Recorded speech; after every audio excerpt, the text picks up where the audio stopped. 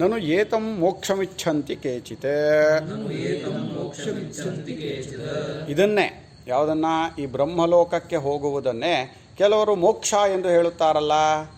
ಕೈಲಾಸಕ್ಕೆ ಹೋದ್ರೆ ಸಾಕು, ವೈಕುಂಠಕ್ಕೆ ಹೋದ್ರೆ ಸಾಕು, ಬ್ರಹ್ಮಲೋಕಕ್ಕೆ ಹೋದ್ರೆ ಸಾಕು, ಅದೇ ಮೋಕ್ಷ ಅಂತ ಕೆಲವರು ಹೇಳ್ತಾರಲ್ಲ. ಇದನ್ನು ಅಂದರೆ ಇಹೈವ ಸರ್ವೇ ಪ್ರವಿಲೀಯಂತಿ ಕಾಮಾಃ ತೇ ಸರ್ವಗಂ ಸರ್ವತಃ ಪ್ರಾಪ್ಯ ಧೀರಾಃ ಯುಕ್ತಾತ್ಮಾನಃ ಸರ್ವಮೇವಾವಿಶಂತಿ ಇತ್ಯಾದಿ ಶ್ರುತಿಭ್ಯಃ.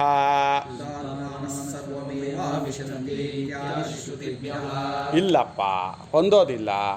ಮೋಕ್ಷ ವಿಚಾರದವರಿಗೆ, ಯಾರು ಮೋಕ್ಷವನ್ನು ಹೊಂದುತ್ತಾರೋ ಅವರಿಗೆ ಏನು ಹೇಳ್ತಾ ಇದೆ ಅಂದರೆ, ಅವರ ಎಲ್ಲ ಕಾಮನೆಗಳು ಇಲ್ಲಿಯೇ ಅಡಗಿ ಹೋಗುತ್ತವೆ.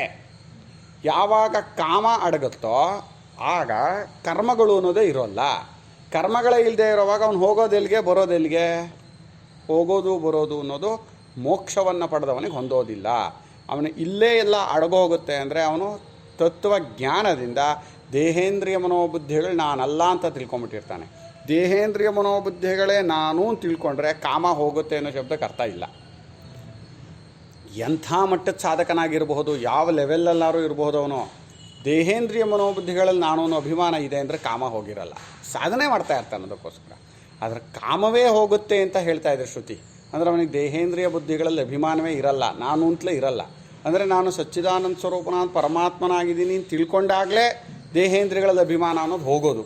ಆದ್ದರಿಂದ ಅವ್ರೇನು ಹೇಳ್ತಾ ಇದೆ, ಮೋಕ್ಷವನ್ನು ಪಡೆದವನು ಇಲ್ಲಿಯೇ ಅವನ ಕಾಮಗಳೆಲ್ಲ ಅಡಗೋಗುತ್ತೆ ಅಂತ ಹೇಳ್ತಾ ಇದೆ. ಅವರು ಆ ಮೋಕ್ಷವನ್ನು ಪಡೆಯುವಂಥವರು ಸರ್ವಗಂ, ಎಲ್ಲ ಕಡೆಯಲ್ಲೂ ಇರುವಂತಹ, ಸರ್ವತ್ರ ಗಚ್ಚತೀತಿ ಸರ್ವಗಃ ಅಥವಾ ಸರ್ವಗಂ ಬ್ರಹ್ಮ, ಸರ್ವಗಃ ಆತ್ಮ, ಎಲ್ಲ ಕಡೆಯಲ್ಲಿಯೂ ಇರುವ ಆಕಾಶದಂತೆ ಸರ್ವವ್ಯಾಪಕನಾದ ಆ ಪರಮಾತ್ಮನನ್ನು ಸರ್ವತಃ ಪ್ರಾಪ್ಯ, ಇವರು ಎಲ್ಲ ರೂಪದಿಂದಲೂ ಪಡೆದು, ಆ ಪರಮಾತ್ಮ ಹೇಗಿದಾನೋ ಹಾಗೆಯೇ ಅವನನ್ನು ಪಡೆದುಕೊಂಡು ಧೀರರಾದವರಾಗಿ, ಯುಕ್ತಾತ್ಮರು, ಮನಸ್ಸನ್ನು ಸಮಾಧಾನದಲ್ಲಿಟ್ಟುಕೊಂಡವರಾಗಿ ಎಲ್ಲವನ್ನು ಇಲ್ಲಿಯೇ ಸೇರಿಬಿಡುತ್ತಾರೆ. ಅವರೆಲ್ಲೂ ಹೋಗಲ್ಲ. ಇದೆಲ್ಲವೂ ನಾನೇ ತೋರೋವಾಗ, ತೋರದೇ ಇರೋವಾಗ ಇಲ್ಲವೇ ಇಲ್ಲ ಬಿಡಿ. ತೋರೋವಾಗಲೂ ಕೂಡ ಈ ಸಕಲಮಿದಂ ಅಹಂಚ ವಾಸುದೇವ, ಇದೆಲ್ಲವೂ ನಾನು ಸಚ್ಚಿದಾನಂದ ಸ್ವರೂಪನಾದ ಪರಮಾತ್ಮನೇ ಅನ್ನೋ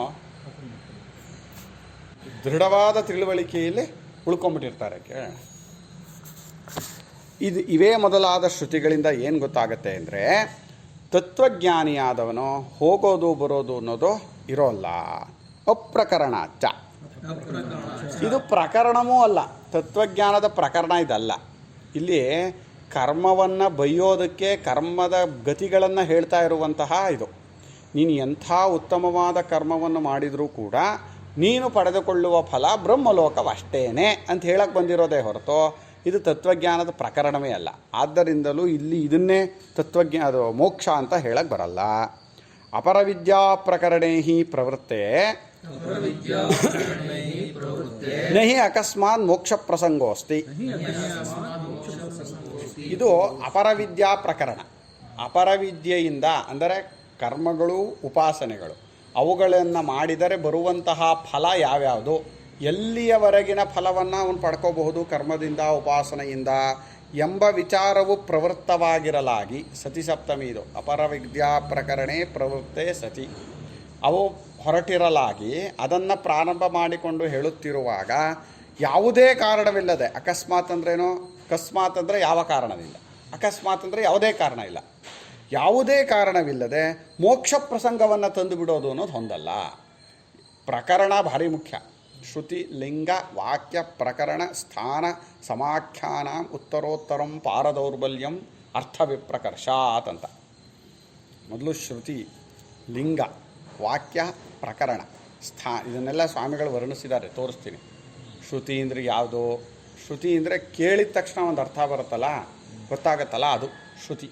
ಅದೇ ಬಲೀಯ. ಮೊದಲನೇದಾಗಿ ಆ ಶ್ರುತಿಗೆ ಅದು ಕೇಳಿದ ತಕ್ಷಣ ಒಂದು ಅರ್ಥ ಬರುತ್ತಲ್ಲ, ಅದಕ್ಕೆ ಎಲ್ಲಾದರೂ ಇದೇನು ಹೊಂದೋದಿಲ್ವಲ್ಲ ಅಂತ ಅಂದ್ಕೊಂಡಾಗ ಅದಕ್ಕೆ ಲಿಂಗ, ಗುರುತನ್ನು ಹಿಡಿಬೇಕು.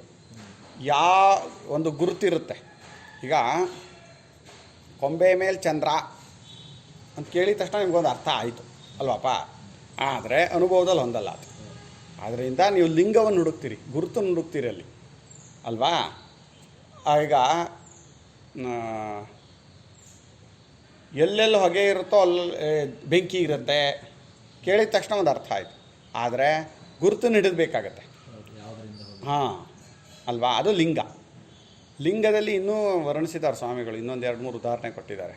ಶ್ರುತಿ, ಲಿಂಗ, ಆಮೇಲೆ ವಾಕ್ಯ. ವಾಕ್ಯ ಅಂದರೆ ಈಗ ಒಂದು ವಾಕ್ಯ ಅಂದರೆ ಒಂದು ವಾಕ್ಯ ಕನ್ನಡದಲ್ಲಿ ಹೇಳ್ತೀವಲ್ಲ ಆ ವಾಕ್ಯ ಅಂತ ಅರ್ಥ ಅಲ್ಲ, ಒಂದಷ್ಟು ಸೇರಿ ಒಂದೇ ಅರ್ಥವನ್ನು ಕೊಡುವಂಥದ್ದು. ಈಗ ನೋಡಿ, ಇದು ಅಪರವಿದ್ಯಾ ಪ್ರಕರಣ ಇದು ಇನ್ನೂ ಕೆಳಗೆ ಮಟ್ಟದ್ದು. ಈಗ ಬ್ರಹ್ಮವಿದಾಪ್ನೋತಿ ಪರಂ ತದೇಶಾಭ್ಯುಕ್ತ ಸತ್ಯಂ ಜ್ಞಾನಮನಂತಂ ಬ್ರಹ್ಮ ಯೋ ವೇದನಿ ತಂಗುಹಾಯಾಂ ಪರಮೇಂ ವ್ಯೋಮನ್ ಸೋಷ್ಣುತೆ ಸರ್ವಾನ್ ಕಾಮಾನ್ ಸಹ ಬ್ರಹ್ಮಣ ವಿಪಶ್ಚಿತೇತಿ. ಅಲ್ಲಿವರೆಗೂ ಒಂದು ವಾಕ್ಯ, ಅದಷ್ಟೂ ಸೇರಿ ಒಂದು ವಿಚಾರವನ್ನು ಹೇಳ್ತಾ ಇದೆ. ನೀವು ವಾಕ್ಯಗಳು ಅಂದರೆ ಕನ್ನಡದಲ್ಲಿ ಇಲ್ಲಿ ಮುಗೀತಲ್ಲ ವಾಕ್ಯ, ಆ ವಾಕ್ಯ ಹೇಳ್ತಾ ಇಲ್ಲ, ಇದಿಷ್ಟು ಸೇರಿ ಒಂದು ಅರ್ಥ ಕೊಡ್ತಾ ಇದೆ. ಆಯಿತಾ, ಅದು ವಾಕ್ಯ. ಪ್ರಕರಣ ಅಂದರೆ ಇದು ಅಪರವಿದ್ಯಾ ಪ್ರಕರಣ. ಕರ್ಮದಿಂದ ಉಪಾಸನೆಯಿಂದ ಬರುವಂತಹ ಫಲಗಳು ಏನೇನೋ, ಅದರ ಹೈಯೆಸ್ಟ್ ಮಟ್ಟ ಯಾವುದು, ಎಲ್ಲಿವರೆಗೆ ಹೋಗಿ ಪಡಿಬಹುದು, ಅದನ್ನು ಮಾಡೋದಕ್ಕೆ ಎಷ್ಟೆಷ್ಟು ಕಷ್ಟ, ಇವು ವಿಚಾರ ಹೇಳ್ತಾ ಇರೋದು. ಇದಿಷ್ಟು ಸೇರಿ ಪ್ರಕರಣ. ಶ್ರುತಿ, ಲಿಂಗ, ವಾಕ್ಯ, ಪ್ರಕರಣ. ಸ್ಥಾನ ಅಂದರೆ ಇರೋ ಜಾಗ. ಇದು ಈ ವಾಕ್ಯ. ಈಗ ಒಂದು ವಾಕ್ಯ ಇದೆ ಅಂದರೆ ಅಹಮಸ್ಮಿ ಪ್ರಥಮಚಾರತಸ್ಯ ಪೂರ್ವಂ ದೇವೇಭ್ಯೋ ಅಮೃತಸ್ಯ ನಾಭಿ ಅಂತ ಒಂದು ವಾಕ್ಯ ಇದೆ. ಅದಿರೋದು ಕರ್ಮಕಾಂಡದಲ್ಲೂ ಆ ವಾಕ್ಯ ಇದೆ. ಕರ್ಮಕಾಂಡದಲ್ಲಿರೋ ಆ ವಾಕ್ಯಕ್ಕೆ ನೀವು ತತ್ವಜ್ಞಾನದ ವಿಚಾರ ಅರ್ಥ ಮಾಡೋಕ್ಕೆ ಬರಲ್ಲ. ಸ್ಥಾನ ಮುಖ್ಯ. ಆ ಸ್ಥಾನ ಯಾವುದು ಅಂತ. ಹಾಗೆಯೇ ಬ್ರಹ್ಮ ವಿಚಾರದ ಜಾಗದಲ್ಲೂ ಕೆಲವು ಸಲ ಒಂದು ಉಪಾಸನಾ ವಿಚಾರ ಹೇಳಿರುತ್ತೆ. ಆ ಉಪಾಸನೆಯು ಯಾವುದಕ್ಕೆ ಪ್ರಧಾನ ಅಂತ. ಈಗ ಉಪಾಸನೆಗಳಲ್ಲಿ ಕರ್ಮಾಂಗ ಉಪಾಸನೆಗಳು ಇವೆ, ಕರ್ಮಕ್ಕೆ ಅಂಗವಾದ ಉಪಾಸನೆಗಳು. ಆ ರೀತಿಯಾದ ಉಪಾಸನೆ ಅಲ್ಲ ಇದು. ಯಾವುದೋ ಈಗ ದಹರ ವಿದ್ಯೆ ಅಂತ ಒಂದು ಉಪಾಸನೆ ಇದೆ. ದಹರ ವಿದ್ಯಾ ಉಪಾಸನೆಯನ್ನು ನೀವು ಕರ್ಮಾಂಗವಾದ ಉಪಾಸನೆ ಅಂತ ಹೇಳಕ್ಕೆ ಬರಲ್ಲ. ಇರೋವಂಥ ಜಾಗ ಅದು ಕರ್ಮದ ಜಾಗದಲ್ಲೇ ಇಲ್ಲ. ಅದು ದಹರ ವಿದ್ಯೆಯೆಲ್ಲ ಸ್ವತಂತ್ರ ಉಪಾಸನೆಗಳು. ಸ್ಥಾನ ಅದು ಇರುವಂತಹ ಜಾಗ ಅಂತ. ಸಮಾಖ್ಯೆ ಹೆಸರು ಅಂತ. ಹೆಸರಿನಿಂದಲೂ ಕೆಲವು ಸಲ ಈಗ ವೈಶ್ವಾನರ ವಿದ್ಯೆ ಅನ್ನೋದು ಬೃಹದಾರಣ್ಯಕದಲ್ಲೂ ಬರುತ್ತೆ, ಇದರಲ್ಲೂ ಬರುತ್ತೆ, ಛಾಂದೋಗ್ಯದಲ್ಲೂ ಬರುತ್ತೆ. ಆಮೇಲೆ ಇನ್ನೊಂದು ದಹರ ವಿದ್ಯೆ ಬರಲ್ಲ. ದಹರ ವಿದ್ಯೆ ಒಂದೇ ಕಡೆ ಬರುತ್ತೆ. ಪಂಚಕೋಶ ಇದು ಒಂದೇ ಕಡೆ ಬರುತ್ತೆ ನಮ್ಮ ತೈತ್ತಿರಿಯಲ್ಲಿ. ಕೆಲವೊಂದು ಉಪಾಸನೆಗಳು 2-3 ಕಡೆ ಬರುತ್ತೆ. ಅದು ಬಂದಾಗ ಈಗ ಶಾಂಡಿಲ್ಯ ವಿದ್ಯೆನೂ ಬರುತ್ತೆ 2 ಕಡೆ. ಹಾಗೆ ಬಂದಾಗ ಆ ಹೆಸರಿನಿಂದ ನೀವು ಕೆಲವು ಸಲ ಒಂದೇ ಅಂತಲೂ ತೀರ್ಮಾನ ಮಾಡಬೇಕಾಗತ್ತೆ, ಅಥವಾ ಅಲ್ಲಿ ಒಳಗಿನ ವ್ಯತ್ಯಾಸಗಳಿದ್ದರೆ ಚೇಂಜು ಅಂತಲೂ ತೀರ್ಮಾನ ಮಾಡುತ್ತೆ. ಅಂದರೆ ಹೆಸರನ್ನು ಇಟ್ಕೊಂಡು ನೀವು ಒಂದೊಂದು ತೀರ್ಮಾನ ಮಾಡೋಕ್ಕಾಗಲ್ಲ. ಅದಕ್ಕೆ ಕೆಳಮಟ್ಟಿದ್ದು ಹೆಸರು ಕೇಳಿದಾಗ ಅದರಿಂದ ಸ್ಥಾನ ಯಾವುದು ನೋಡಬೇಕಾಗತ್ತೆ, ಅಲ್ಲಿಯ ಪ್ರಕರಣ ಯಾವುದು ನೋಡಬೇಕಾಗತ್ತೆ, ಲಿಂಗ ಯಾವುದು ನೋಡಬೇಕಾಗತ್ತೆ, ವಾಕ್ಯ ಯಾವುದು ನೋಡಬೇಕಾಗತ್ತೆ, ಅಲ್ಲಿ ಶ್ರುತಿ ಏನು ಶಬ್ದ ಅರ್ಥ ಬರ್ತಾ ಇದೆ ಅಂತ ನೋಡಬೇಕಾಗುತ್ತೆ. ಹೀಗೆ ಅಷ್ಟನ್ನು ಸೇರಿಸ್ಕೊಂಡು ಅರ್ಥ ಮಾಡಬೇಕಾಗುತ್ತೆ. ಬರೀ ಹೆಸರಿನಿಂದ ಒಂದನ್ನು ಅರ್ಥ ಮಾಡೋಕ್ಕಾಗಲ್ಲ. ಹೀಗೆ ಇದು ಪ್ರಕರಣ ಈ ಜಾಗದಲ್ಲಿ ಹೇಳ್ತಾ ಇರೋದು. ಅಪರವಿದ್ಯಾ ಪ್ರಕರಣ ಹೊರಟಿರೋದಿಲ್ಲಿ. ಅಪರವಿದ್ಯಾ ಪ್ರಕರಣದಲ್ಲಿ ಯಾವುದೇ ಕಾರಣವಿಲ್ಲದೆ ನೀವು ಮೋಕ್ಷ ವಿಚಾರವನ್ನು ಹೇಗಪ್ಪ ಹೇಳ್ತೀರಿ ನೀವು? ಆಯಾಯ ಜಾಗದಲ್ಲಿ ಬಂದಂಥ ವಿಚಾರವನ್ನು ಅದಕ್ಕೆ ಸೇರಿಸಿ, ಕರ್ಮ ವಿಚಾರದವನ್ನು ಕರ್ಮ ವಿಚಾರದಲ್ಲೇ ಸೇರಿಸಿ. ಯಾರು ಮಿಕ್ಸ್ ಕಲ್ಸ್ ಮೇಲೋಗ್ರ ಮಾಡ್ಕೋಬಾರ್ದು. ಚೌಚೌಬಾತಲ್ಲ ಇದು. ಅದಕ್ಕಿದೆ. ಕರ್ಮ ವಿಚಾರ ಸಂಪೂರ್ಣವಾಗಿ ಕರ್ಮವನ್ನೇ ಹೇಳುತ್ತೆ. ಉಪಾಸನಾ ವಿಚಾರ ಉಪಾಸನೆಯನ್ನೇ ಹೇಳುತ್ತೆ. ಜ್ಞಾನ ವಿಚಾರ ಜ್ಞಾನವನ್ನೇ ಹೇಳುತ್ತೆ. ತತ್ವಜ್ಞಾನ ಮೋಕ್ಷ ವಿಚಾರ ಮೋಕ್ಷ ಜಾಗದಲ್ಲೇ ಹೇಳುತ್ತೆ. ನೀವು ಯಾವುದೇ ಕಾರಣವಿಲ್ಲದೆ ಸೇರ್ಸೋಕ್ಕೆ ಬರಲ್ಲ. ಕೆಲವೊಂದು ಕಾರಣ ಇರುತ್ತೆ. ಕೆಲವು ಸಲ ಈ ವಾಕ್ಯವನ್ನು ತತ್ವಜ್ಞಾನ ಈಗ ಈಶಾವಾಸ್ಯ ಬಂದಿರೋದೆಲ್ಲಿ? ಕರ್ಮಕಾಂಡದಲ್ಲಿ ಬಂದಿರೋದು. ಅದು ಬರಲಿಲ್ವಾ? ಕರ್ಮಕಾಂಡದಲ್ಲಿ ಬಂದರೂ ಕೂಡ ಆ ಯಾವ ಮಂತ್ರಗಳನ್ನು ಯಾವ ಋಷಿಯೋ ಕರ್ಮಕ್ಕೆ ಸೇರಿಸಲೇ ಇಲ್ಲ. ನಹಿ ಈಶಾವಾಸ್ಯಂ ಇತ್ಯಾದಯೋ ಮಂತ್ರಾಃ ಕರ್ಮಸು ಅವಿನಿಯುಕ್ತಾಃ ಕಿಮರ್ಥಂ ತೇಷಾಂ ಅಕರ್ಮಶೇಷಸ್ಯ ಆತ್ಮನಃ ಯಾಥಾತ್ಮ್ಯ ಪ್ರಕಾಶಕತ್ವಾತ್. ಆಚಾರ್ಯರು ಅಲ್ಲೆಲ್ಲೂ ಕೂಡ ಈ ಕರ್ಮ ವಿಚಾರಕ್ಕೆ ಈ ಮಂತ್ರಗಳನ್ನು ಸೇರಿಸಿಲ್ಲವಾದ್ದರಿಂದಲೂ ಮತ್ತು ಈ ವಾಕ್ಯಗಳು ಆತ್ಮನ ಯಾಥಾತ್ಮ್ಯವನ್ನು ಹೇಳ್ತಾ ಇರೋದ್ರಿಂದಲೂ ಇದನ್ನು ನಾವು ಉಪನಿಷತ್ತು ಅಂತ ಕನ್ಸಿಡರ್ ಮಾಡಿದ್ದೀವಿ ಅಂತ. ಇಲ್ಲಾಂದರೆ ಕರ್ಮಕಾಂಡದ ಮಧ್ಯದಲ್ಲಿ ನೀವು ಹೇಗೆ ಕಾರಣ ಇಲ್ಲದೆ ಮಾಡೋಕ್ಕೆ ಬರಲ್ಲ. ಅದರಿಂದ ಅಕಸ್ಮಾತ್ ಯಾವುದೇ ಕಾರಣವಿಲ್ಲದೆ ನೀವು ಮೋಕ್ಷ ಪ್ರಸಂಗವನ್ನು ತರೋಕ್ಕಾಗಲ್ಲ. ವಿರಜಸ್ತ್ವಂತೂ ಆಪೇಕ್ಷಿಕಂ. ಸ್ವಾಮಿ ಅಲ್ಲಿ ವಿರಜರಾಗಿ ಅಂತ ಇದೆಯಲ್ಲ, ತೇ ವಿರಜಾಫ್ ಪ್ರಯಾಂತಿ ಅಂತ ಇದೆಯಲ್ಲ, ಎಲ್ಲ ಪಾಪಗಳನ್ನು ಪುಣ್ಯ ಪಾಪಗಳನ್ನೆಲ್ಲ ಕಳ್ಕೊತಾರೆ ಅಂತಿದೆಯಲ್ಲ ಅಂದರೆ ಇಲ್ಲಪ್ಪ, ಅದು ಆಪೇಕ್ಷಿಕ. ಆಪೇಕ್ಷಿಕ ಅಂದ್ರೇನು? ಅಪೇಕ್ಷಾ ದೃಷ್ಟಿಯಿಂದ ಅಂದರೆ ಈ ನಮ್ಮ ಭೌತಿಕ ಭೂಲೋಕದ ದೃಷ್ಟಿಯಿಂದ ಬ್ರಹ್ಮಲೋಕದವರು ಕೋಟಿ ಕೋಟಿ ಕೋಟಿ ವರ್ಷಗಳು ಬದುಕ್ತಾರೆ ಅನ್ನೋ ಅರ್ಥದಲ್ಲಿ ಅದನ್ನು ನಾವು ಮೋಕ್ಷ ಅಂತ ಹೇಳಿದ್ದೇ ಹೊರತು, ಆ ವಿರಜರು ಪಾಪಗಳನ್ನೆಲ್ಲ ಕಳೆದುಕೊಂಡವರು ಅಂತ ಹೇಳಿದ್ದೇ ಹೊರತು ಸಂಪೂರ್ಣವಾಗಿ ತತ್ವಜ್ಞಾನದಿಂದ ಆಗುವಂಥ ಬಾಧೆ ಅಲ್ಲ ಇದು. ಇಲ್ಲಿ ಒಂದಷ್ಟು ವರ್ಷ ಅವರಿಗೆ ಈ ಪುಣ್ಯ ಪಾಪಗಳು ತೊಂದರೆ ಕೊಡಲ್ಲ. ಕೋಟ್ಯಾನು ಕೋಟಿ ವರ್ಷಗಳು ಬ್ರಹ್ಮಲೋಕದಲ್ಲಿ ಸಂತೋಷವಾಗಿರ್ತಾರೆ ಅಂತ ಅಪೇಕ್ಷಿಕವಾಗಿ ಹೇಳಿದರು. ರಿಲೇಟಿವ್ ಅದೆಲ್ಲ. ಸಮಸ್ತಂ ಅಪರವಿದ್ಯಾ ಕಾರ್ಯಂ ಸಾಧ್ಯ ಸಾಧನ ಲಕ್ಷಣಂ ಕ್ರಿಯಾಕಾರಕ ಫಲಭೇದ ಭಿನ್ನಂ ದ್ವೈತಂ ಏತಾವದೇವ ಯತ್ ಹಿರಣ್ಯಗರ್ಭ ಪ್ರಾಪ್ತ್ಯವಸಾನಂ. ಸಮಸ್ತಂ ಸಂಪೂರ್ಣವಾಗಿ ಈ ಅಪರವಿದ್ಯಾ ಕಾರ್ಯವಾದ ಸಾಧ್ಯ ಸಾಧನ ರೂಪವಾದ ಕ್ರಿಯಾಕಾರಕ ಫಲ. ಸಾಧ್ಯ ಸಾಧನ ಅಂದ್ರೇನು? ಅಪರವಿದ್ಯಾ ಕಾರ್ಯ ಅಂದ್ರೇನು? ಅಪರವಿದ್ಯೆಗಳು ಯಾವುದು? ವೇದಗಳು.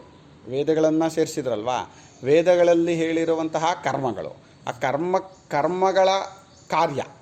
ಅಪರವಿದ್ಯೆ ಅಂದರೆ ಕರ್ಮದ ತಿಳಿವಳಿಕೆ, ಉಪಾಸನೆಯ ತಿಳಿವಳಿಕೆ, ಅದರಿಂದ ಬರುವಂತಹ ಫಲ ಕಾರ್ಯ ಅಂದರೆ ಅದು ಸಾಧ್ಯ ಸಾಧನ ರೂಪವಾದದ್ದು. ಸಾಧ್ಯ ಸಾಧನ ಅಂದ್ರೇನು? ಇಂಥದ್ದು ಸಾಧ್ಯ, ಇದನ್ನು ಪಡೆಯಬೇಕು, ಅದಕ್ಕೆ ಇದು ಸಾಧನ, ಇದರಿಂದ ನಾನು ಇದನ್ನು ಪಡೆಯುತ್ತೇನೆ ಅನ್ನೋದು ಸಾಧ್ಯ ಸಾಧನ ರೂಪ. ಸಾಧ್ಯ ಸಾಧನ ರೂಪವಾದದ್ದು ಅಂದರೆ ಪಡೆಯುವ ನೀನು ಬೇರೆಯಾಗಿರ್ತೀಯ, ಪಡೆಯುವ ಫಲ ಬೇರೆಯಾಗಿರುತ್ತೆ, ಸಾಧನ ಬೇರೆಯಾಗಿರುತ್ತೆ. ದ್ವೈತ ಅನ್ನೋದು ಹೋಗೇ ಇಲ್ಲ, ತ್ರಿಪುಟಿ ಉಳ್ಕೊಂಡಿರುತ್ತೆ ಅಲ್ವಾ. ಪ್ರಮಾತೃ ಪ್ರಮಾಣ ಪ್ರಮೇಯ, ಪ್ರಾಪ್ಯ ಪ್ರಾಪಕ ಪ್ರಾಪಣ, ಈ ರೀತಿಯಾಗಿ ತ್ರಿಪುಟಿ ಅನ್ನೋದು ಉಳ್ಕೊಂಡಿರುತ್ತೆ. ಮೂರು, ಪಡೆಯೋನೊಬ್ಬ, ಪಡ್ಕೊಳ್ಳೋದಂಥದ್ದು, ಪಡೆಯೋದಕ್ಕೆ ಸಾಧನ, ಈ ಮೂರು ಯಾವಾಗಲೂ ಉಳ್ಕೊಂಡಿರುತ್ತೆ ಈ ಅಪರವಿದ್ಯಾ ಕಾರ್ಯವಾದ ಫಲಗಳಲ್ಲಿ. ಅಪರವಿದ್ಯಾ ಫಲಗಳಲ್ಲೆಲ್ಲ ಇದು ಉಳ್ಕೊಂಡೇ ಇರುತ್ತೆ. ಅದು ಏನೇನಾಗಿರುತ್ತೆ ಅದೇ ಹೇಳಿದೆ. ಕ್ರಿಯಾಕಾರಕ ಫಲ.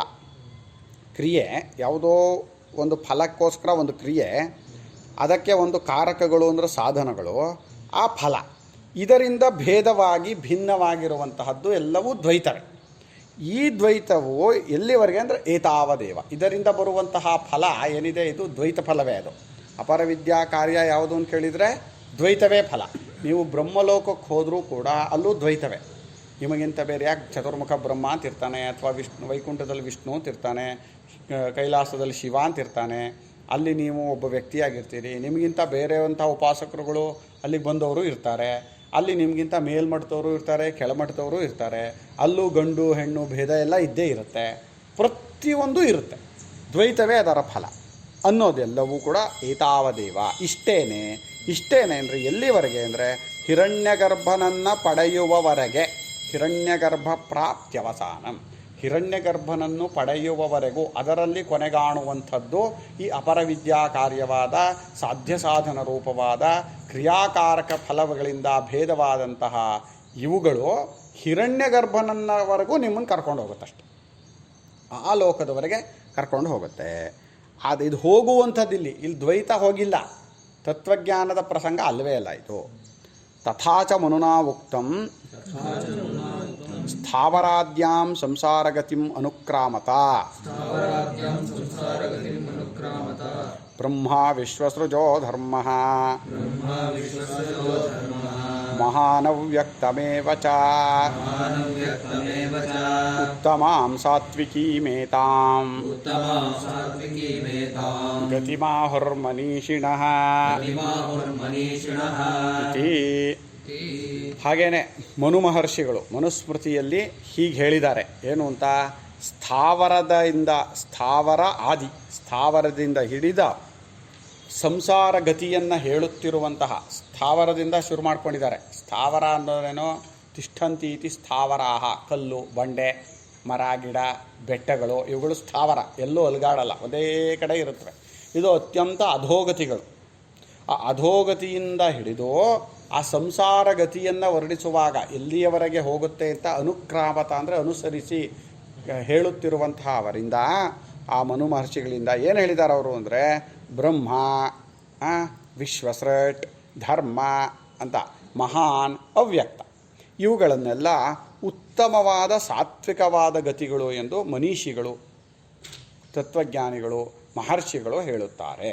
ಉತ್ತಮವಾದ ಗತಿ ಇದು ಅಂತ ಹೇಳಿದ್ದಾರೆ. ಉತ್ತಮವಾದದ್ದಾರು ಗತಿನೇ ಅದು, ಹೋಗಿ ಪಡೆಯುವಂಥದ್ದೇ ಅದೊಂದು ಲೋಕ, ಅದಕ್ಕೆ ನೀನು ಸಾಧಕನಾಗಬೇಕು, ಹೋಗಿ ಪಡಿಬೇಕು ಅಂತ. ಆದ್ದರಿಂದ ಇದನ್ನು ಗತಿಯಲ್ಲೇ ಸೇರಿಸಿರೋದ್ರಿಂದ ಇದು ತತ್ವಜ್ಞಾನದ ಪ್ರಕರಣ ಅಲ್ಲ, ಇದು ತತ್ವಜ್ಞಾನ ಜಾಗವೂ ಅಲ್ಲ. ಅಥ ಇದಾನೀಂ ಅಸ್ಮಾತ್ ಸಾಧ್ಯ ಸಾಧನ ರೂಪಾತ್ ಸರ್ವಸ್ಮಾತ್ ಸಂಸಾರಾತ್ ವಿರಕ್ತಸ್ಯ ಪರಸ್ಯಾಂ ವಿದ್ಯಾಯಾಮ್ ಅಧಿಕಾರ ಪ್ರದರ್ಶನಾರ್ಥಂ ಇದಮುಚ್ಯತೆ. ಅಥ ಇದಾನೀಂ, ಇನ್ನು ಈಗ, ಅಸ್ಮಾತ್ ಅಂದರೆ ಇದರಿಂದ ಅಂದರೆ ಈ ಸಾಧ್ಯ ಸಾಧನ ರೂಪದಿಂದ, ಸಾಧ್ಯ ಸಾಧನ ರೂಪವಾದ ಎಲ್ಲ ಸಂಸಾರದಿಂದಲೂ ವಿರಕ್ತನಾಗಿದ್ದಾನೆ. ನಮಗೆ ಪಡೆದುಕೊಳ್ಳುವುದಕ್ಕೆ ಇದು ಸಾಧನ, ಇದು ಪಡೆಯಬೇಕಾದದ್ದು, ನಾನು ಪಡೆಯುವವನು ಅನ್ನೋ ತಿಳುವಳಿಕೆಯಿಂದಲೇ ಎಲ್ಲದನ್ನೂ ಮಾಡ್ತಾ ಇರ್ತೀವಿ. ಹೀಗಿದರಿಂದ ಯಾರಿಗೆ ವಿರಕ್ತಿ ಬರುತ್ತೋಪ್ಪ, ಎಷ್ಟು ವರ್ಷಗಳು ಎಷ್ಟು ಜನ್ಮಗಳು ಹೀಗೆ ಮಾಡಬೇಕಪ್ಪ, ನಾನು ಪಡೆಯುವಂಥದ್ದೊಂದಿದೆ, ನಾನು ಪಡಿಬೇಕು, ಅದಕ್ಕೆ ಪಡೆಯೋ ಸಾಧನ ಎಲ್ಲಿವರೆಗಿದೋ, ಇದರಿಂದ ಯಾರಿಗೆ ವಿರಕ್ತಿ ಬರುತ್ತೋ, ನಾನು ಮಾಡಿ ಪಡೆಯುವಂಥದ್ದು ಏನೂ ನನಗೆ ಬೇಕಾಗಿಲ್ಲ, ನಾನು ಈಗಲೇ ಏನಾಗಿದ್ದೀನೋ ಅದನ್ನೇ ನಾನು ತಿಳ್ಕೊಳಕ್ಕೆ ಬಯಸ್ತೀನಿ, ಇದೇ ಅದು ತತ್ವ. ಆ ತತ್ವ ಒಂದನ್ನು ತಿಳ್ಕೊಂಡಾಗಲೇ ನಮಗೆ ನಿಜವಾದ ಶಾಂತಿ ಸಮಾಧಾನ ಅನ್ನೋದು ಸಿಗೋದು. ಅಲ್ಲಿಯವರೆಗೆ ನಾವು ಪಡೆಯೋರು ಅನ್ನೋ ಬುದ್ಧಿ ಇರೋದರಿಂದ, ಪಡಿಬೇಕಾಗಿರೋ ವಸ್ತುಗಳು ಅನೇಕವಾಗಿರೋದ್ರಿಂದ, ಅದಕ್ಕೆ ಪಡೆಯುವ ಸಾಧನಗಳು ಇರೋದರಿಂದ ಆ ಸಾಧನಗಳನ್ನು ಉಪಯೋಗಿಸ್ತಾನೆ ಇರ್ತೀವಿ. ಅದರ ಕೆಲವು ಸಲ ಸಿದ್ಧಿ ಆಗುತ್ತೆ, ಸಿದ್ಧಿ ಆಗಲ್ಲ. ಸಿದ್ಧಿ ಆದ ಹೋ ಆಯಿತು ಅನಿಸುತ್ತೆ, ಆಯಿತು ಅನ್ನೋವಾಗಲೂ ದ್ವೈತ ಏನು ಹೋಗಿಲ್ಲ, ಮತ್ತು ಇನ್ನೊಂದು ಪಡ್ಕೊಳ್ಳೋದು ಉಳ್ಕೊಂಡೇ ಇರುತ್ತೆ. ಯಾವುದೋ ಒಂದನ್ನು ಪಡ್ಕೊಂಡು ಮಾತ್ರಕ್ಕೆ ಇನ್ನೊಂದು ಪಡ್ಕೊಳ್ಳೋದೇ ಇರಲ್ಲ ಅಂತ ಅರ್ಥನ, ಪಡ್ಕೊಳ್ಳೋದು ಇದ್ದೇ ಇರುತ್ತೆ ಅಂತ. ಆದ್ದರಿಂದ ಅದು ಮುಗಿಯೋದೇ ಇಲ್ಲ. ಇದು ಎಷ್ಟು ಕೋಟಿ ಕೋಟಿ ಜನ್ಮಗಳನ್ನು ಉಪಯೋಗಿಸ್ಕೊಂಡ್ರೂ ಮುಗಿದೇ ಇರುವಂಥದ್ದು. ಹಾಗಾಗಿ ಈ ವಿಚಾರದಲ್ಲಿ ಪಡೆದುಕೊಳ್ಳಬೇಕಾದ, ನಾನು ಪಡೆಯುವವನು, ಇದು ಪಡೆದುಕೊಳ್ಳಬೇಕಾದದ್ದು, ಇದು ಪಡೆಯುವುದಕ್ಕೆ ಸಾಧನ ಎನ್ನೋ ಈ ಎಲ್ಲದಿಂದಲೂ ಯಾರು ವಿರಕ್ತಿ ಹೊಂತಾನೋ, ನಾನು ಇನ್ನು ಯಾವುದು ಅಂದರೆ ಮಾಡಿ ಪಡೆಯುವಂಥದ್ದು ಯಾವುದೂ ನನಗೆ ಬೇಕಾಗಿಲ್ಲ, ಮಾಡಿ ಏನನ್ನೋ ಮಾಡಿ ಪಡೆದುಕೊಳ್ಳುವಂತಹ ಪರಿಚ್ಛಿನ್ನವಾದ ಫಲಗಳು ನನಗೆ ಬೇಕಾಗಿಲ್ಲ, ನಾನು ನಿತ್ಯ ಶಾಶ್ವತ ಸುಖವನ್ನು ಅಪೇಕ್ಷಿಸ್ತೀನಿ ಅಂತ ಯಾರಿಗೆ ಬರುತ್ತೋ ಅವನು ಇದರಲ್ಲಿ ವಿರಕ್ತಿ ಹೊಂತಾನೆ. ಏನು ಎಷ್ಟು ಜನ್ಮಗಳಿಂದ ಮಾಡ್ತಾನೆ ಇದ್ದೀವಿ, ಈ ಜನ್ಮದಲ್ಲೂ ಇಷ್ಟು ವರ್ಷ ಮಾಡಿದ್ದೀವಿ, ಏನು ಪಡ್ಕೊಂಡಾಗಿದೆ, ಹಾಗೆ ನೋಡಿದರೆ ಏನೂ ಇಲ್ಲ ಅಂತ ಯಾರಿಗೆ ವಿರಕ್ತಿ ಬರುತ್ತೋ ಅವನಿಗೆ ಈ ಪರಮಾತ್ಮ ವಿದ್ಯೆಯಲ್ಲಿ, ಪರವಿದ್ಯೆಯಲ್ಲಿ, ತತ್ವಜ್ಞಾನದಲ್ಲಿ, ಬ್ರಹ್ಮಜ್ಞಾನದಲ್ಲಿ ಅವನಿಗೆ ಅಧಿಕಾರ ಅಂದರೆ ಫಿಟ್, ರೈಟ್ ಅಲ್ಲ, ಎಲ್ರಿಗೂ ರೈಟ್ ಇದ್ದೇ ಇದೆ, ಎಲಿಜಿಬಲ್, ಎಲ್ರಿಗೂ ಅಧಿಕಾರ, ಹಕ್ಕು ಅನ್ನೋದು ಎಲ್ರಿಗೂ ಇದೆ. ಆದರೆ ಅದಕ್ಕೆ ಎಲಿಜಿಬಿಲಿಟಿ ಬರೋದು ಮೊದಲು ವೈರಾಗ್ಯ ಇರಬೇಕು. ವೈರಾಗ್ಯ ಅನ್ನೋದು ಅಷ್ಟು ಸುಲಭ ಏನಲ್ಲ, ಸುಮ್ಮನೆ ಮಾತಲ್ಲಿ ಒಂದೊಂದು ಸಲ ಹೇಳ್ತೀವಿ. ಆದರೆ ಆ ವೈರಾಗ್ಯದ ನಿಜವಾದ ಪ್ರಕಾರವನ್ನು ಈಗ ಮಹಾತ್ಮರುಗಳು ನಡೆಸಿ ತೋರಿಸಿದಾರಲ್ಲ, ಅದನ್ನು ನೋಡಿಕೊಂಡ್ರೆ ಝಲ್ಲನ್ನು ತೆಗೆದೆ. ಅಬ್ಬಬ್ಬಬ್ಬಬ್ಬಬ್ಬಬ್ಬ, ಹೌದು, ಅಷ್ಟು ನಮ್ಮಲ್ಲಿ ವೈರಾಗ್ಯ ಬರಲೇಬೇಕು. ಅದು ಬರಲಿಲ್ಲ ಅಂದರೆ ಸಿಗೋದೂ ಇಲ್ಲ.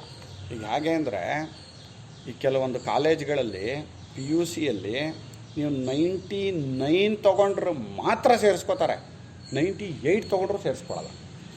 ತುಂಬ ಕಾಲೇಜ್ಗಳಲ್ಲಿ ಆಗಿದೆ. PUCಲಿ 99 ತೊಗೊಂಡಿದ್ದಾನೆ, CETಲಿ 50ನೇ ರ್ಯಾಂಕಿಗೆ ಕ್ಲೋಸ್, 51ನೇ ರ್ಯಾಂಕ್ನವನು ಸೇರಿಸ್ಕೊಳ್ಳಲ್ಲ. CETಲಿ ವಿನವನ್ನ ಇದೆಲ್ಲ ಇದೆಯಲ್ಲ, ಯಾವುದಾದ್ರು ಪೆಸೆಟ್ಟು ಅದು ಇದು, ಸುರತ್ಕಲ್ ಕಾಲೇಜು, IITಗಳಲ್ಲಿ IITಗೆ ಬೇರೆ ಎಕ್ಸಾಮೇ ಬರೀಬೇಕು. ಈ CETಲಿ ಆಗಲ್ಲ, ಅದು ಕಾಮೆಂಟೋ ಏನೋ ಹೇಳ್ತಾರಲ್ಲ, ಅದನ್ನು ಬರೀಬೇಕು.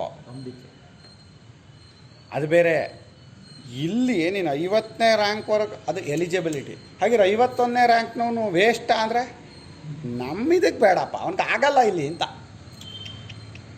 ಲೌಕಿಕವಾಗಿ ಇಷ್ಟೊಂದು ನೋಡೋದಾದರೆ ತತ್ವಜ್ಞಾನದಲ್ಲಿ ಎಷ್ಟು ನೋಡಬೇಕು? ಪರಮಹಂಸರು ಹೇಳ್ತಾರೆ, ಸ್ವಲ್ಪವಾದರೂ ಒಂದು ಚೂರಾದರೂ ವಿಷಯ ವಾಸನೆ ಇತ್ತು ಅಂದರೆ ಪರಮಾತ್ಮ ದರ್ಶನ ಆಗಲ್ಲ ಅಂತ.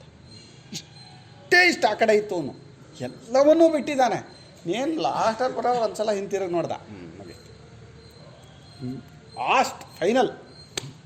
ನಮ್ಮ ವೈರಾಗ್ಯ ಹೇಗೂ ಅಂದರೆ, ನಂಗೆ ಇನ್ನೇನು ಬೇಡ, ಎಲ್ಲ ಬಿಟ್ಟೆ, ಹೊರಟೆ, ನಾನು ಕಾಶಿಗೆ ಹೋಗ್ತಾ ಇದ್ದೀನಿ, ಹಿತ್ಲು ಬಾಗಲು ಜೋಪಾನ ಸರಿಯಾಗಿ ಹಾಕೋ, ನನಗೇನು ಬೇಡ, ನಾನು ಹೊರಟೆ, ಕಾಶಿಗೆ ಹೋಗ್ತೀನಿ, ಏನಾದ್ರು ಮಾಡ್ಕೊಳ್ಳಿ ನೀವು, ನಿಮ್ಮ ಜೀವನ ನಿಮಗೆ, ನಾನು ಸನ್ಯಾಸ ಮಾಡ್ತೀನಿ, ಆದರೆ ಹಿತ್ಲು ಬಾಗಿಲು ಜೋಪಾನಪ್ಪ, ಅದು ಬಾಗಿಲು ಸರಿಯಾಗಿ ಹಾಕೋ.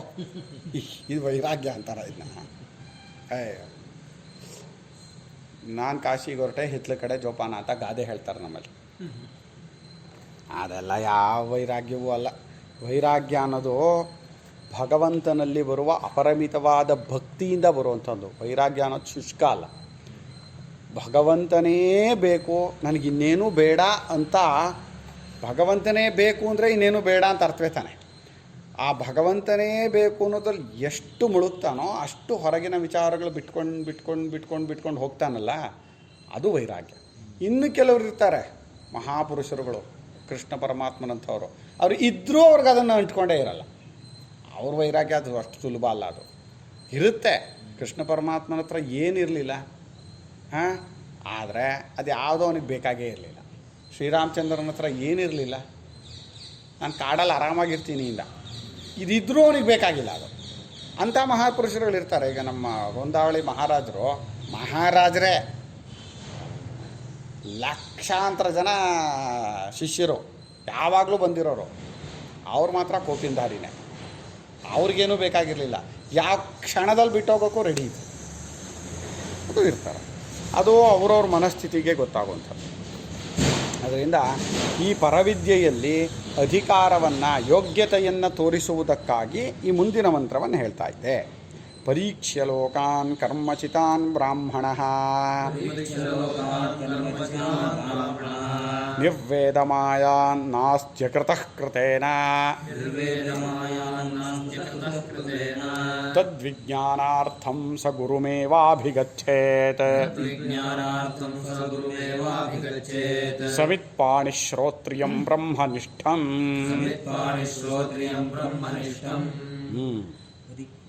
ಪರೀಕ್ಷ್ಯ ಲೋಕಾನ್ ಕರ್ಮಚಿತಾನ್ ಬ್ರಾಹ್ಮಣಃ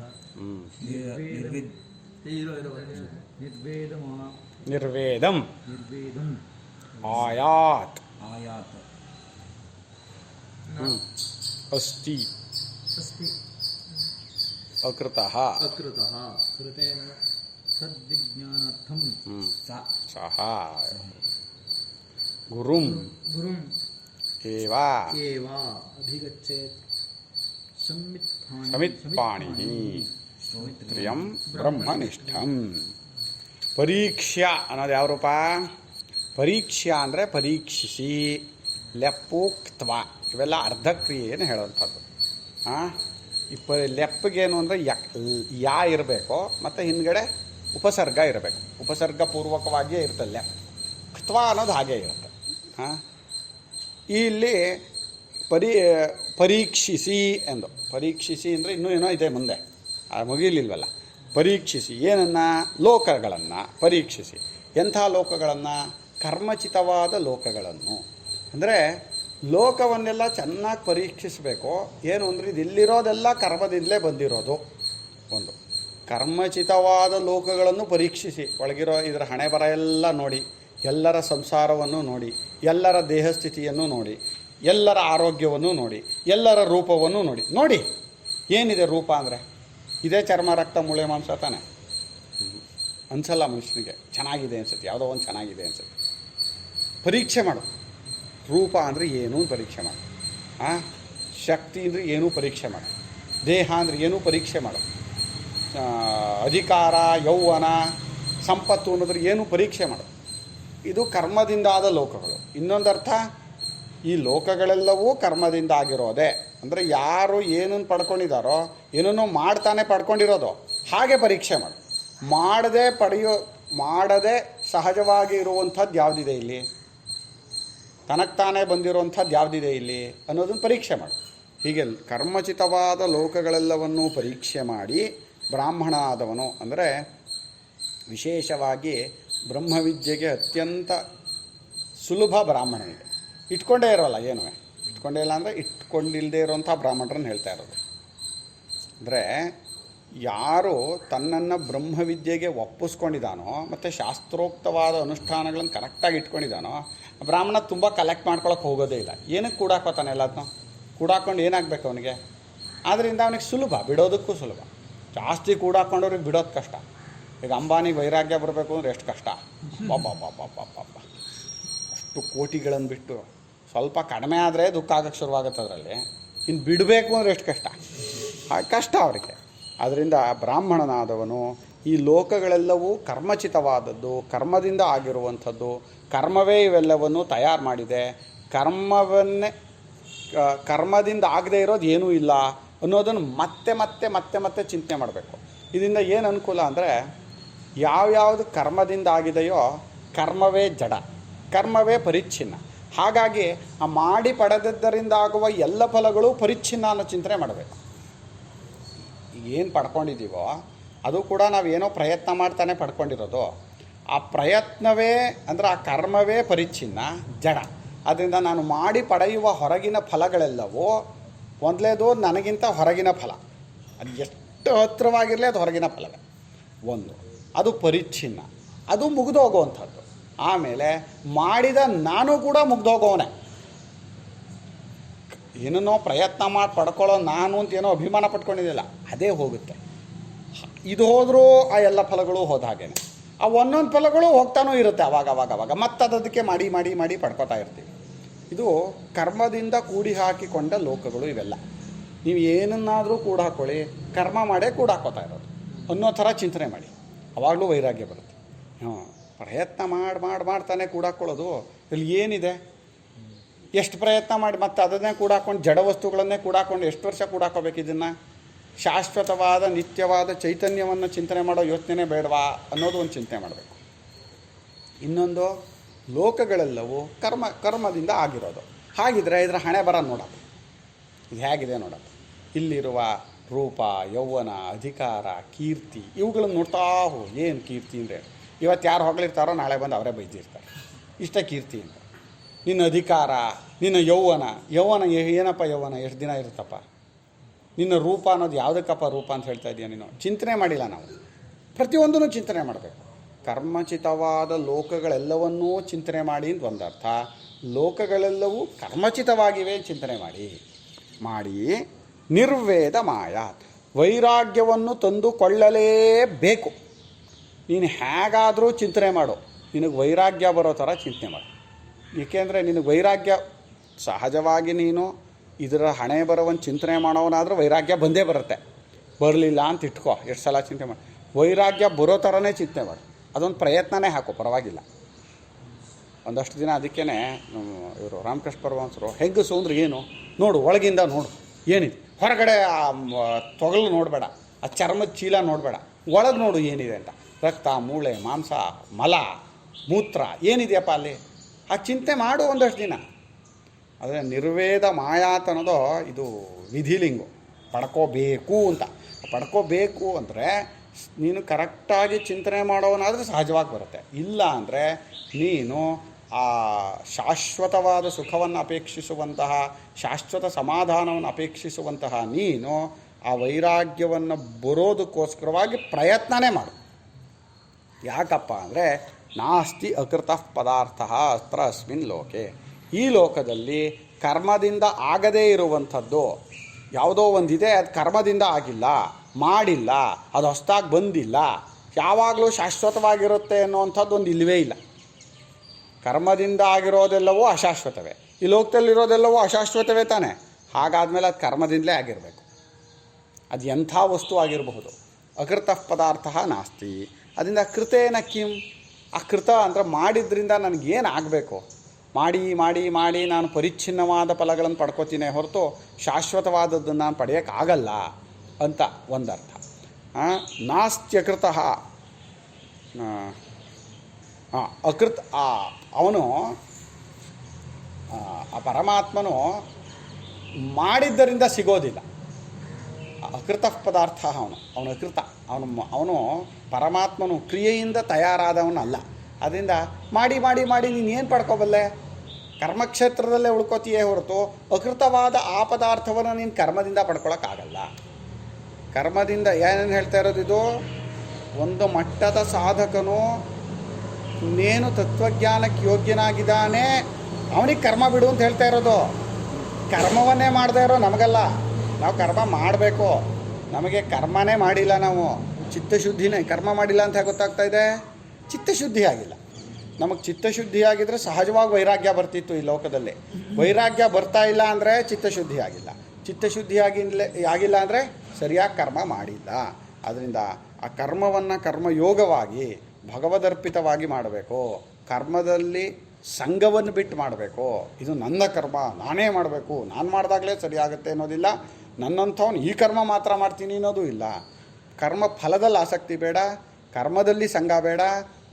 ಭಗವದರ್ಪಿತವಾಗಿ ಮಾಡ್ತಾ ದ್ವಂದ್ವ ಸಹಿಷ್ಣುವಾಗಿ ಸಿದ್ಧಿ ಅಸಿದ್ಧಿಗಳಲ್ಲಿ ತಲೆ ಕೆಡಿಸ್ಕೊಳ್ಳದೆ ಕರ್ಮವನ್ನು ಭಗವದರ್ಪಿತವಾಗಿ ಮಾಡಿದ್ರೇ ಚಿತ್ತಶುದ್ಧಿ ಆಗುತ್ತೆ. ನಮಗೆ ಚಿತ್ತಶುದ್ಧಿ ಆಗೋವರೆಗೂ ನಾವು ಕರ್ಮ ಮಾಡಲೇಬೇಕು. ಚಿತ್ತಶುದ್ಧಿ ಆದಮೇಲೆ ಸಹಜವಾಗಿ ನಂಗೆ ವೈರಾಗ್ಯ ಬರುತ್ತೆ. ಈ ಯಾವ ವಿಚಾರಗಳಲ್ಲೂ ಆಸಕ್ತಿ ಬರಲ್ಲ. ಅದು ಚಿತ್ತಶುದ್ಧಿಯ ಲಕ್ಷಣ. ಮಹಾರಾಜರು ಹೇಳಿದ್ದಾರೆ, ನಿತ್ಯ ಸಮಾಧಾನವೇ ಚಿತ್ತಶುದ್ಧಿಯ ಲಕ್ಷಣ ಅಂತ. ನಿತ್ಯ ಸಮಾಧಾನ ಯಾರಿಗಿರುತ್ತೆ ಅಂದರೆ, ಇಲ್ಲಿರುವ ಏರುಪೇರುಗಳಲ್ಲಿ ಯಾವುದಕ್ಕೂ ಯಾರು ತಲೆ ಕೆಡಿಸ್ಕೊಳ್ಳಲ್ವೋ ಅವ್ರಿಗೆ. ಈ ಏರುಪೇರುಗಳು ಸತ್ಯ ಅಂತ ಅಂದ್ಕೊಂಡಾಗ ಅದ್ರಲ್ಲಿ ತಲೆ ಕೆಡಿಸ್ಕೊಳ್ದೆ ಇರೋಕ್ಕೆ ಆಗಲ್ಲ. ನಿಂಗಿದು ಅಸತ್ಯ ಅಂತ ತೋರಕ್ಕೆ ಶುರು ಆಗಬೇಕು. ಇದೆ ಎಲ್ಲ ಜಗತ್ತಲ್ಲಿ ಹೀಗೆ ಇರೋದು. ಒಬ್ಬರು ಸಾಯ್ತಾರೆ, ಒಬ್ಬರು ಹುಟ್ಟುತ್ತಾರೆ. ಇದೇನೇನು ತಲೆ ಕೆಡಿಸ್ಕೊಳ್ಳೋಂಥದ್ದು ಏನಿದೆ ಅನ್ನೋ ಚಿಂತನೆ ನಿನಗೆ ಮನಸ್ಸಿಗೆ ಸ್ವಲ್ಪವಾದರೂ ಬರಬೇಕು ಅಂದರೆ ಅಲ್ಲಿ ಈ ಪದಾರ್ಥಗಳು ಅನಿತ್ಯ ಅನ್ನೋದು ಬಂದಿರಲೇಬೇಕು. ನಿತ್ಯಾನಿತ್ಯ ವಸ್ತು ವಿವೇಕ ಇಲ್ಲ ಅಂದರೆ ಮನಸ್ಸು ಸಮಾಧಾನವಾಗಿರಲ್ಲ. ಆ ಸಮಾಧಾನತೆ ಬರಬೇಕು. ಮನಸ್ಸಿಗೆ ಎಷ್ಟು ಸಮಾಧಾನ ಇದ್ದರೂ ಸಾಕಾಗೋದೇ ಇಲ್ಲ. ಆ ಮನಸ್ಸಿನ ಸಮಾಧಾನತೆ ಯಾಕೆಂದರೆ ಅದೊಂದು ತಿಳಿ ನೀರಿನಂತೆ ನಿಂತಾಗಲೇ ಒಳಗಿರುವಂತಹ ನೀರು ಶುದ್ಧವಾದಾಗ ಅಲ್ಗಾಡದೇ ಇರುವಾಗ ಹೇಗೆ ಒಳಗಿನ ಪದಾರ್ಥ ಕಾಣುತ್ತೋ ಹಾಗೆ ಮನಸ್ಸು ಅನ್ನೋದು ಎಷ್ಟು ಸಮಾಧಾನವಾಗಿರುತ್ತೋ ಆಗ ಒಳಗೆ ಇರುವಂತಹ ಪರಮಾತ್ಮನ ದರ್ಶನ, ಅದಕ್ಕೆ ಬ್ರಹ್ಮಜ್ಞಾನ, ತತ್ವಜ್ಞಾನ, ಮೋಕ್ಷ ಏನಾದರೂ ಹೇಳ್ಕೊಳ್ಳೋಣ, ಪರಮಾತ್ಮ ದರ್ಶನ ಏನಾದರೂ ಸರಿ ಅದಾಗೋದು. ಅದರಿಂದ ಚಿತ್ತಶುದ್ಧಿ ಅನ್ನೋದು ಭಾರಿ ಮುಖ್ಯ. ಅದಕ್ಕೆ ವೈರಾಗ್ಯ ಅನ್ನೋದು ಮುಖ್ಯ. ಅದರಿಂದ ಅಕೃತವಾದಂತಹ ಈ ಪದಾರ್ಥ ಯಾವುದೂ ಇಲ್ಲ ಈ ಲೋಕದಲ್ಲಿ. ಅಂದರೆ ಕರ್ಮದಿಂದ ಆಗದೇ ಇರುವಂಥದ್ದು ಯಾವುದೂ ಇಲ್ಲ. ಅದರಿಂದ ಕರ್ಮ ಮಾಡಿ ನೀನು ಏನು ಪಡ್ಕೋಬಲ್ಲೆ? ಮತ್ತು ಇನ್ನೊಂದು ಕರ್ಮದಿಂದ ಆಗುವಂಥ ವಸ್ತುವನ್ನೇ ಪಡ್ಕೋತೀಯ, ಒಂದರ್ಥ. ಇನ್ನು ಅಕೃತನಾದವನು ಪರಮಾತ್ಮ, ಕರ್ಮದಿಂದ ಆಗೇ ಇಲ್ಲ ಅವನನ್ನು ಮಾಡಿದ್ರಿಂದ ಪಡ್ಕೊಳಕ್ಕಾಗತ್ತಾ ನೀನು? ಆಗಲ್ಲ. ಆದ್ದರಿಂದ ಈ ತತ್ವವನ್ನು ತಿಳ್ಕೊಳ್ಳೋಕ್ಕೆ ಅವನು ತದ್ವಿಜ್ಞಾನಾರ್ಥಂ, ಈ ತತ್ವವನ್ನು ಅರಿತುಕೊಳ್ಳುವುದಕ್ಕೆ ತಿಳಿದುಕೊಳ್ಳುವುದಕ್ಕೆ ಸಹ ಸಾಧಕನು ಗುರುಮೇವ ಅಭಿಗಚ್ಚೇತ್, ಗುರುವನ್ನೇ ಬಳಿ ಸಾರಬೇಕು. ಗುರುಗಳ ಹತ್ರ ಹೋಗಲೇಬೇಕು. ಹೇಗೆ ಹೋಗಬೇಕು? ಹೋಗುವಾಗ ಸಮಿತ್ಪಾಣಿಯಾಗಿ ಹೋಗಬೇಕು. ಸಮಿತ್ತು ಅಂದರೆ ಒಂದು ಸಮಿತ್ತಿನ ಕಂತೆ, ಅದು ನಮ್ಮ ಕರ್ಮಗಳ ರಾಶಿ ಅಂತ. ಅದನ್ನು ಹೋಗಿ ಗುರುಗಳ ಹತ್ರ ಅರ್ಪಿಸಿ, ಗುರುಗಳ ಈ ಕರ್ಮ ರಾಶಿಗಳನ್ನೆಲ್ಲ ಸುಟ್ಟಾಕ್ಬಿಟ್ಟು ನನ್ನನ್ನು ತತ್ವಜ್ಞಾನಕ್ಕೆ ತಕ್ಕವನನ್ನಾಗಿ ಮಾಡಿ ಅಂತ ಹೇಳೋವಂಥ ಇದು. ಅದಕ್ಕೆ ಉಪನಯನ ಅಂತ ಹಿಂದಿಟ್ಟಿದ್ದು. ಗುರುಗಳ ಹತ್ರ ಹೋಗೋದು ಅನ್ನೋದು ಉಪನಯನ. ಉಪ ಅಂದರೆ ಹತ್ತಿರ, ಗುರುಗಳ ಹತ್ತಿರ, ನಯನ ಹೋಗುವುದು ಅಂತ. ಆ ಹೋಗುವಾಗ ಆ ಸಮಿತ್ತನ ಕಂತೆ ಅಂತ ನೋಡುವಾಗ ಅವ್ರಿಗೆ ಅರ್ಪಿಸಿ ನಮಸ್ಕಾರ ಮಾಡಬೇಕು. ಆ ಸಮಿತ್ ರಾಶಿಗಳು ಕರ್ಮವನ್ನು ತೋರಿಸುತ್ತೆ. ಆ ಕರ್ಮವನ್ನೆಲ್ಲ ಸುಟ್ಟು ಹಾಕಿ ನನಗೆ ತತ್ವಜ್ಞಾನವನ್ನು ದಯಪಾಲಿಸಿ ಅಂತ ಕೇಳ್ಕೊಳ್ಳೋದದು. ಹೋಗಲಿ. ಎಂಥ ಗುರುಗಳ ಹತ್ರ ಹೋಗಬೇಕು? ಅವರು ಶ್ರೋತ್ರಿಯರಾಗಿರಬೇಕು, ಶ್ರುತಾಧ್ಯಯನ ಸಂಪನ್ನರಾಗಿರಬೇಕು, ಮತ್ತು ಅವರು ಬ್ರಹ್ಮನಿಷ್ಠರಾಗಿರಬೇಕು. ಅವರಿಗೆ ಬ್ರಹ್ಮದಲ್ಲೇ, ಬ್ರಹ್ಮ ವಿಚಾರದಲ್ಲೇ, ತತ್ವ ವಿಚಾರದಲ್ಲೇ, ಮೋಕ್ಷ ವಿಚಾರದಲ್ಲೇ ಆಸಕ್ತಿ ಇರಬೇಕು. ಅದರಲ್ಲಿ ನೆಲೆ ನಿಂತಿರಬೇಕು. ಮತ್ತು ಅವರು ಶ್ರುತಾಧ್ಯಯನ ಸಂಪನ್ನರಾಗಿರಬೇಕು. ಯಾಕೆಂದರೆ ಹೇಳ್ಕೊಡಕ್ಕೆ ಬರಬೇಕಲ್ಲ ಅಲ್ವಾ? ತುಂಬ ಜನ ಇರ್ತಾರೆ ಗುರುಗಳು, ತತ್ವ ಅವರು ತಿಳ್ಕೊಂಬಿಟ್ಟಿರ್ತಾರೆ, ಹೇಳ್ಕೊಡೋ ರೀತಿಯೇ ಗೊತ್ತಿರಲ್ಲ. ಅವ್ರಿಗೆ ಯಾಕೆ ಗೊತ್ತಾಗಿರುತ್ತೆ ಅಂದರೆ, ಇವತ್ತು ಹೇಳಿದ್ರಲ್ಲ ಅವ್ರು ಮಹಾ ಇದ್ದಾರೆ ಅಂತ, ತುಂಬ ಮುಗ್ಧರು ಅಂತ. ಈಗ ಅವ್ರಿಗೆ ಇನ್ನೊಬ್ರು ಹೇಳಕ್ಕೆ ಬರದೇ ಇರ್ಬೋದು, ತಾವು ತತ್ವ ತಿಳ್ಕೊಂಬಿಟ್ಟಿರ್ತಾರೆ. ಅವ್ರು ಹೇಗೆ ತಿಳ್ಕೊಂಡಿರ್ತಾರೆ ಅಂದರೆ, ಯಾವುದೋ ಜನ್ಮದ ಕರ್ಮ, ಯಾವತ್ತೋ ಒಂದು ಒಳ್ಳೆ ಪುಣ್ಯಕರ್ಮ ಮಾಡಿರ್ತಾರೆ, ಅದರಿಂದ ಚಿತ್ತಶುದ್ಧಿ ಆಗಿರುತ್ತೆ, ಭಗವದ್ ಅನುಗ್ರಹ ಆಗ್ಬಿಡುತ್ತೆ. ಆದರೆ ನೀನು ಇನ್ನೊಬ್ರಿಗೆ ಹೇಳ್ಕೊಡು ಅನ್ನೋವಾಗ ಹೇಳ್ಕೊಡಕ್ಕೆ ಬರಲ್ಲ ಅವ್ರಿಗೆ ಅಲ್ವಾ. ಅದರಿಂದ ಶ್ರುತಾಧ್ಯಯನ ಸಂಪನ್ನನಾಗಿರಬೇಕು. ಅಂಥ ಶ್ರೋತ್ರಿಯನಾದ ಬ್ರಹ್ಮನಿಷ್ಠವಾದ ಗುರುವನ್ನು ಅವರು ಬಳಿಸಾರಬೇಕು. ಹಾಗೆ ಬಳಿಸಾರದಾಗಲೇ ಹೇಳಿಸ್ಕೊಳಕ್ಕೆ ಸಾಧ್ಯ, ಹೇಳಿಸ್ಕೊಂಡಿದ್ದನ್ನು ಉಳಿಸ್ಕೊಳಕ್ಕೆ ಸಾಧ್ಯ. ನಮಗೆ ಕೆಲವರು ಜ್ಞಾನಿಗಳು ಪುಸ್ತಕಾದಿಗಳಿಲ್ದೇ ಯಾವ ಜಪತಪಾದಿಗಳಿಲ್ದೇ ಮಾಡ್ಕೋಬಹುದು, ನಮ್ಗೆ ಆಗಲ್ಲ. ನಮಗೂ ಆಧಾರ ಇರಬೇಕು. ಒಂದು ಮನನಕ್ಕೆ ನಮಗೊಂದು ಇದಿರಬೇಕು. ಗ್ರಂಥದಿಂದ ಜ್ಞಾನ ಆಗತ್ತೆ ಅಂತ ಹೇಳಲ್ಲ, ಆದರೆ ಮತ್ತೆ ಮತ್ತೆ ಅದೇ ಚಿಂತನೆ ಮಾಡೋದಕ್ಕೆ ಇದು ಅನುಕೂಲ ಆಗುತ್ತೆ. ನಮ್ಮನ್ನು ಯಾವಾಗ ಒಂದು ಚಿಂತನೆಯಲ್ಲಿ ಉಳಿಸ್ಬೇಕಲ್ವಾ. ಯಾವುದು ಗ್ರಂಥ ಓದಿದ ಮಾತ್ರ ಗ್ರಂಥಜ್ಞಾನವನ್ನು ನಾವೇನು ತತ್ವಜ್ಞಾನ ಅಂತ ಹೇಳಲ್ಲ. ತತ್ವಜ್ಞಾನಕ್ಕೆ ತತ್ವಜ್ಞಾನ ಒಂದೇ ಲಕ್ಷಣ. ಯಾರ ಹೃದಯದಲ್ಲಿ ಯಾವಾಗಲೂ ವಿಷಯಗಳ ಕಡೆ ಆಸೆ ಹೋಗಲ್ವೋ, ಯಾವನಿಗೆ ಪರಮಾತ್ಮ ಚಿಂತನೆಯನ್ನು ಬಿಟ್ಟು ಇನ್ನೊಂದು ಚಿಂತನೆಯೇ ಬರೋಲ್ವೋ, ಮತ್ತು ಪರಮಾತ್ಮನ ತಿಳುವಳಿಕೆಯಿಂದ ಇದೆಲ್ಲವೂ ಕೇವಲ ಕನಸಿನ ಥರ ತೋರುತ್ತೋ ಅವನು ತತ್ವಜ್ಞಾನಿ. ಅದಕ್ಕೆ ಅದೇ ಲಕ್ಷಣ. ಆದರೆ ಗ್ರಂಥ ಅದಕ್ಕೆ ಉಪಕಾರವಾಗತ್ತೆ. ಮತ್ತೆ ಮತ್ತೆ ಈ ವಿಚಾರವನ್ನು, ಅದರಿಂದ ಇಷ್ಟು ತಿಳ್ಕೊಂಡೇ ನಂಗೆ ತತ್ವಜ್ಞಾನ ಆಯಿತು ಅನ್ನೋ ಅಭಿಮಾನಕ್ಕಲ್ಲ ಇದಿರೋದು. ಇದು ಮತ್ತೆ ಮತ್ತೆ ಆ ಚಿಂತನೆಯನ್ನು ಉಳಿಸ್ಕೊಳ್ಳೋಕೆ, ಅದಕ್ಕೆ ಮನನ ಗ್ರಂಥಗಳು ಅಂತೀವಿ. ಮನನ ಮಾಡೋದಕ್ಕೆ ಅನುಕೂಲ ಆಗುತ್ತೆ. ಜಪತಪಾದಿಗಳು ಹಾಗೇ ಮತ್ತೆ ಮತ್ತೆ ಒಂದೇ ಕಡೆಗೆ ಮನಸ್ಸನ್ನು ಕೇಂದ್ರೀಕರಿಸೋಕೆ ಅನುಕೂಲವಾಗುತ್ತೆ. ಜಪದಿಂದ ಜ್ಞಾನ ಆಗ್ಬಿಡುತ್ತೋ ಅಂದರೆ ಆಗುತ್ತೋ ಇಲ್ವೋ ಹೇಳಕ್ಕೆ ಬರಲ್ಲ, ಆದರೆ ಮನಸ್ಸಿನ ಶುದ್ಧತೆ ಆಗುತ್ತೆ. ಜಪದಿಂದ ಆಗುತ್ತೆ ಅಂತಲೇ ಹೇಳ್ತೀವಿ. ರಮಣ ಮಹರ್ಷಿಗಳನ್ನೊಬ್ರು ಕೇಳಿದರು, ಜಪದಿಂದ ಇದಾಗತ್ತಾ ಅಂದರು. ಆಗುತ್ತೆ ಅಂದರು. ಹೇಗಾಗುತ್ತೆ ಅಂದರು, ಮನಸ್ಸು ಒಂದು ಕಡೆ ಕೇಂದ್ರೀಕೃತವಾಗಲ್ವಾ. ಮನಸ್ಸು ಒಂದು ಕಡೆ ಬಂದ ತಕ್ಷಣ ಬೇರೆ ವಿಚಾರಗಳಷ್ಟು ಬಿಟ್ಟು ಹೋಗಲಿಲ್ವಾ, ಅಷ್ಟು ಹೊರಗಿನ ವಿಚಾರಗಳು ಕಡಿಮೆ ಆಗ್ತಾ ಬಂತು. ಮತ್ತು ಇಲ್ಲಿ ಪರಮಾತ್ಮ ಧ್ಯಾನದಿಂದ ಮನಸ್ಸಿನಲ್ಲಿರೋ ವಾಸನೆಗಳು ಹೋಗ್ತಾ ಹೋಯಿತು, ಶುದ್ಧವಾಯಿತು. ಅದರಿಂದ ಹೊರಗಡೆ ಬರೋದನ್ನು ತಡೆದ, ಇಲ್ಲಿರೋದನ್ನು ಪರಮಾತ್ಮ ಧ್ಯಾನದಿಂದ ತೆಗೆದ, ಮನಸ್ಸು ಶುದ್ಧವಾಯಿತು. ಹಾಗೆ ಆಗುತ್ತೆ. ಮನಸ್ಸಿನ ಶುದ್ಧತೆಗೆ ಎಲ್ಲ ಸಾಧನೆಗಳು ಇರೋದು. ಜಪ ಆಗಲಿ, ಪೂಜೆ ಆಗಲಿ, ಭಜನೆ ಆಗಲಿ, ಗ್ರಂಥಾಧ್ಯಯನ ಆಗಲಿ, ಎಲ್ಲ ಮನಸ್ಸಿನ ಶುದ್ಧತೆಗಿರೋದು. ನಿನ್ನ ಮನಸ್ಸಿನ ಶುದ್ಧತೆ ನಿನಗೆ ಹಾಗೇ ಇದೆ ಅಂದರೆ ನಿನಗೆ ಯಾರಿಗೂ ಬೇಕಾಗಿಲ್ಲ. ಯಾರೋ ಒಬ್ಬ ಮಹಾಪುರುಷಂಗೆ ಯಾವ ಗ್ರಂಥಾಧ್ಯಯನ ಮಾಡಬೇಕಾಗಿಲ್ಲ, ಜಪ ಮಾಡಬೇಕಾಗಿಲ್ಲ ಅಂದರೆ ಹಾಗೇ ಮನಸ್ಸು ಶುದ್ಧವಾಗಿದೆ ಅಂದರೆ ಇರ್ಬೋದು. ಅದು ಅವ್ರಿಗೆ ಗೊತ್ತಾಗೋದು. ನಾವು ಇದ್ರಲ್ಲಿ ಮೋಸ ಮಾಡೋಕ್ಕಾಗಲ್ಲ ಯಾರನ್ನು. ನಮಗೆ ನಾವೇ ಮೋಸ ಮಾಡ್ಕೋತೀವಿ. ಮುಂದಿನ ಜನ್ಮ ಕಟ್ಟಿಟ್ಟು ಬುತ್ತಿಯಾಗಿರುತ್ತೆ ಆಮೇಲೆ ಅಲ್ವಾ. ಇವತ್ತು ನಾವು ಯಾರೋ ನಾನು ಬ್ರಹ್ಮಜ್ಞಾನಿ, ನಾನೇನು ಮಾಡಬೇಕಾಗಿಲ್ಲ, ನಾನು ಯಾರಿಗೂ ಏನು ಜಪ ಮಾಡಬೇಕಾಗಿಲ್ಲ, ತಪಸ್ಸು ಮಾಡಬೇಕಾಗಿಲ್ಲ, ಕರ್ಮ ಮಾಡಬೇಕಾಗಿಲ್ಲ ಅಂತ ಮಾಡ್ಕೋಬಹುದು ಅವನು. ಆದರೆ ಯಾರಿಗೆ ಮೋಸ ಮಾಡ್ತಾನೆ? ಅವನ ಕರ್ಮಗಳು ಅವನ್ನೇ ಮತ್ತೆ ಇನ್ನೊಂದು ಜನ್ಮ ತಂದುಕೊಡುತ್ತೆ. ಅದೇನು ದೊಡ್ಡ ವಿಷಯ ಅಲ್ಲ. ಅದರಿಂದ ಈ ಜಪತಪಾದಿಗಳೂ ಬೇಕು, ಗ್ರಂಥಾಧ್ಯಯನಾದಿಗಳೂ ಬೇಕು. ಅದು ತತ್ವಜ್ಞಾನಕ್ಕೆ ಉಪಕಾರಕವಾಗಿ ಬೇಕು, ಉಪಕಾರ ಮಾಡುತ್ತೆ. ಅದಕ್ಕೆ ಬೇಕು. ಹರಿ ಓಂ ಶ್ರೀ ಕೃಷ್ಣಾರ್ಪಣಮಸ್ತು. 40 ನಿಮಿಷ